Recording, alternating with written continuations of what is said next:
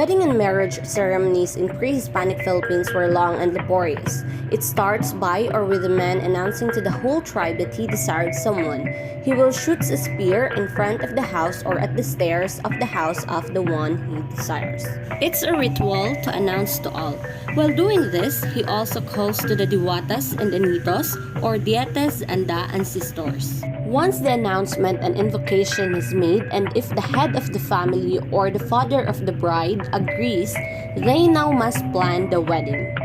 Once the marriage is planned, the groom's family must offer a dowry to the bride's family. This can range from domestic animals like chicken, pigs, etc. to gold to land.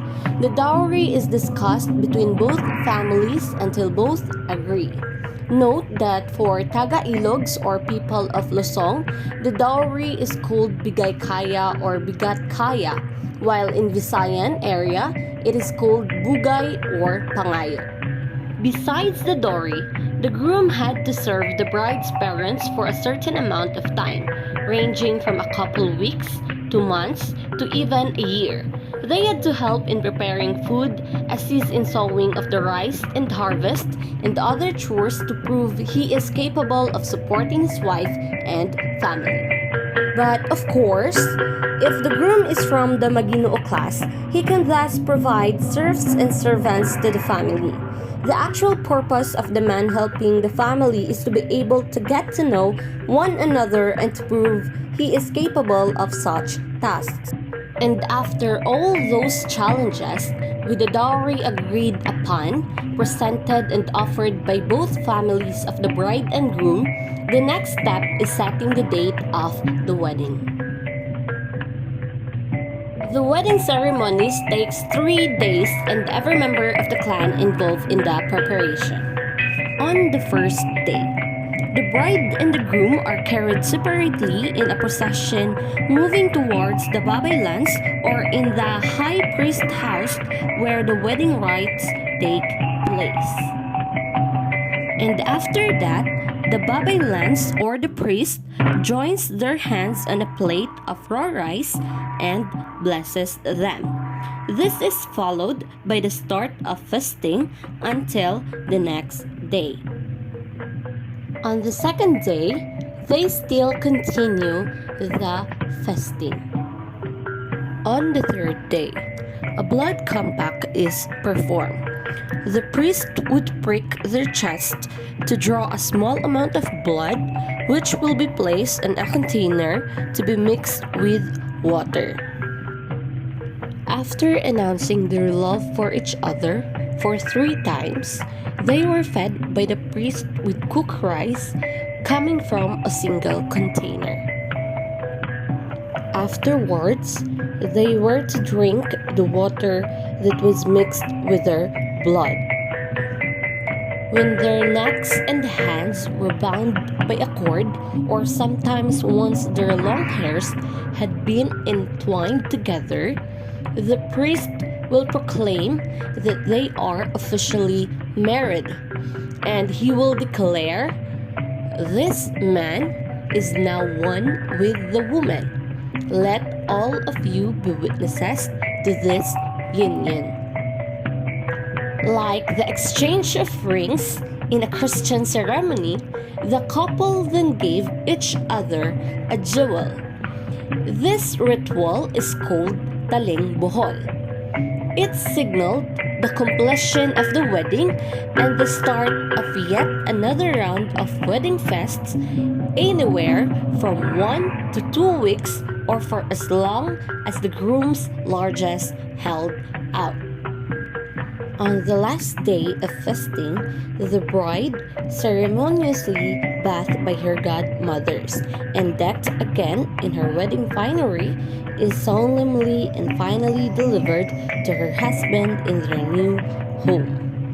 After the ceremony, while at the just married couple's residence, a series of gift exchanging rituals was also done. For an instance, if the bride was asked to enter her new home and said no, the father of the groom will give her a gift. If she refuses to go up the stairs of the dwelling, another gift will be given to her.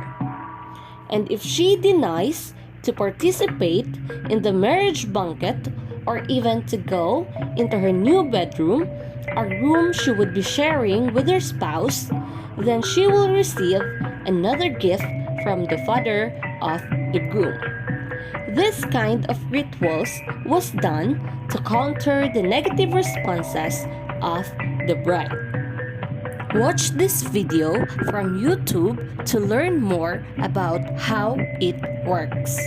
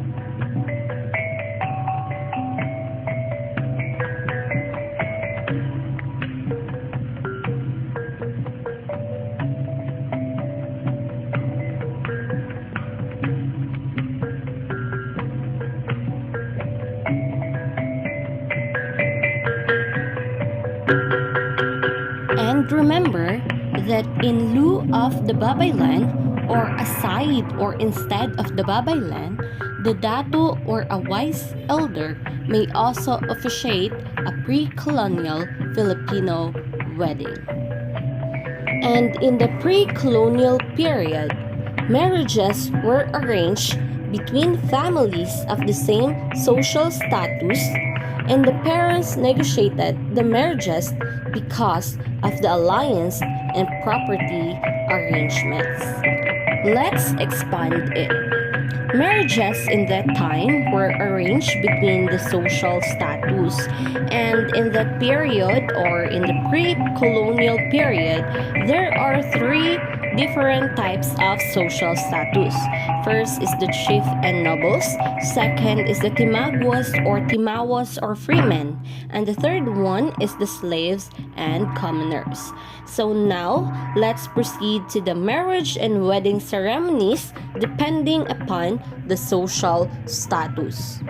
Marriage of the chefs and nobles observe the marriage ceremonies from first step to last step. It starts by a man announcing to the whole tribe that he desired someone, to shooting a spear in front or at the stairs of the house of the one he desires. While doing this, he calls to the diwatas and anitos, and once the announcement has made, and if the head of the family agrees, they now must plan the wedding. And in this, we can conclude that the marriage of the chefs and nobles follow the whole procedure of the wedding ceremony in pre-colonial period. The wedding ceremony takes 3 days, from going or moving towards the babaylan's house where the wedding takes place, from joining their hands on a plate of raw rice and blesses them, to blood compact by joining and binding their hands and neck with a cord, by giving each other a jewel, and feeding them with cooked rice coming from a single container, and drinking the water that was mixed with their blood. But this marriage has a condition, that if the man or the groom fail to support his wife, she will leave him and shall not be obliged to return anything of the dowry that he has given her, and she shall have freedom and permission to marry another man. And therefore, should the woman betray her husband, he can take away the dowry that he gave her, leave her, and marry another woman.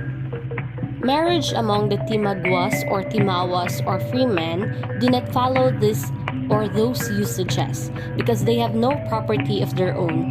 They do not observe the ceremony of joining hands over the dish of rice through respect for the chefs, for that ceremony is for chefs only. Their marriage is accomplished when the pair unite in drinking petarelia, from the same cup. Then they give a shout, and all the guests depart, and they are considered as married, for they are not allowed to drink together until late at night. The same ceremony is observed also by rich and respectable slaves. Marriage among the poor slaves and commoners who serve in the houses marry each other without drinking and without any go between. They observe no ceremony, but simply say to each other, "Let us marry." If a chef have a slave, one of his ayos who serves in the house and wishes to marry him to a female slave of the same class belonging to another chef, he sends an Indian woman as agent to the master of the female slave, saying that her master wishes to marry one of his male slaves to the other's female slave. After the marriage has been arranged, he gives his slave an earthen jar or 3 or 4 dishes, and there is no other ceremony. Half of the children born to this couple will belong to the master of the female slave, and the other half will belong to the master of the male slave. When the time comes when their children are able to work for their masters, the parents are made tomaranpoks, as we have said, because when a male slave of one chef marries the female slave of another chef, they immediately receive a house for their own use and go out to work for their masters. If a free man marries a female slave, or vice versa, half of the children are slaves. Thus, if there are 2 children, one is free and the other is slave, as the parents may choose. And those are the marriage and wedding ceremonies depending upon the social status. And that's the end of our report. Thank you and God bless us all.